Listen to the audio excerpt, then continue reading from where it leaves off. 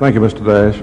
Standing up, for a cause that you believed in against the forces aligned against you, be it the government or whatnot, and fearlessly going into court and taking that cause and being able to either outfox or out-argue or outwit the other side. I mean, as a young man, that appeals to me. I could spend a life doing that.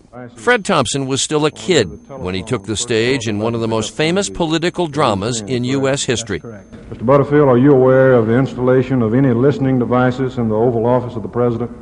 At the age of 30, he was a Republican lawyer with the Watergate Committee. I was aware of listening devices. Yes, sir. Thompson's questioning of presidential aide Alexander Butterfield about the existence of a taping system in the Oval Office summoned a collective gasp from more than 200 million people watching on television around the country. I started out as a young man optimistic and assuming that my president was telling the truth and wanted him to be telling the truth. It became apparent that there was good reason to bring down the president. After all that had transpired, that I didn't see how you could survive that. He was a long way from home, the tiny town of Lawrenceburg, Tennessee, where he was born Freddie Dalton Thompson. I had parents who came in off the farm as young people. They never got a chance to go to high school. They had to go to work. My dad, who ran a used car lot on the same street there in different locations for about 35 years, I guess. And he was always home at 6 o'clock. Mom could start putting the dinner on the table. Knew he'd be walking in. Never saw him raise my voice to my mom. The more trouble I got into, the better he was. Just the best pattern possible for a young boy to try to live up to. Senator, when you were a kid, elementary school, middle school, what did you want to be when you grew up? Never occurred to me that I have to be anything. I was interested in sports and lived one day at a time. Never thought about the future, and my grades in high school reflected that fact. When Thompson was just 2 weeks past his 17th birthday, all that changed. He married his high school sweetheart, Sarah Lindsay. They soon had a baby boy. The Lindsay family was full of what Thompson calls achievers. Sarah's grandfather was a lawyer and an inspiration to young Freddie Thompson, who soon became a more professional Fred. He spent time with me talking to me about the law. I knew at 17 I was going to be a lawyer. I love school. I love college. And I love going to work and coming home and seeing my baby and my wife and I having dinner kind of late at night and getting up the next morning. Worked your way through college? Worked your way through law school? I did work 2 or 3 jobs so we could save a little money. I worked graveyard shift at the factory. I worked at the post office during the daytime. During school, I sold shoes. I sold children's shoes. I sold ladies' shoes. I sold men's clothes. By now, Fred was 28 with 2 children. He was a country lawyer and co-founder of the local Young Republican Club. He became an assistant U.S. attorney and was the campaign manager for Republican U.S. Senator Howard Baker's re-election campaign. Baker asked him to come to the Watergate Committee. Do you know what President Nixon said about you when he heard that you'd gotten that job? Yeah. I've read several accounts of various things he said about me along the way. Thankfully, none of them have been too complimentary. What did you hear he said?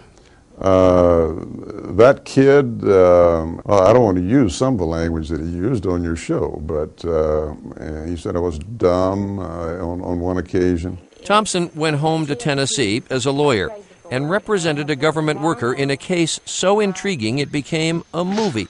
You come here often? Thompson was asked to play himself. It was the first of many roles, playing a chief of staff. You call me Harry one more time, you'll be busting counterfeiters in Alaska. What's all this top secret business I've been CIA director, a district attorney on Law and Order, and yes, even a president. You have any that you look back and think, oh boy, I hope they don't dredge that one out of the archives. There's only one that really causes me a little trouble, though, because I played in an animated cartoon. I played the voice of a mean horse, and I don't want my kids to see that any sooner than necessary. I suppose it's a question you get a lot, but it's an interesting one. The acting. Is there an element of acting in politics? Probably a lot less than people think. I think that your ability to appear before a camera, before an audience, something like that's very helpful. But memorizing somebody else's lines and delivering that and getting another take if you mess it up and things of that nature, that has nothing to do with the reality of politics. He first thought of a political future for himself when Al Gore vacated his Senate seat to become vice president. Yeah. The lawyer, Washington lobbyist, and actor campaigned around Tennessee as a Washington outsider in a red pickup truck. He won and served 2 terms. You have juggled 3 careers in your life, and you've moved rather seamlessly between them. Lawyer, lobbyist, senator, actor.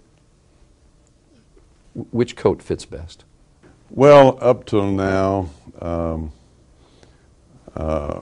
lawyer. There's still a lot of good that's being done every day and can be good about the practice of law and being that one person to stand up for that little guy or little gal against all the forces. I've done that a time or two in my life, and it's the most rewarding thing I think I've done up until now.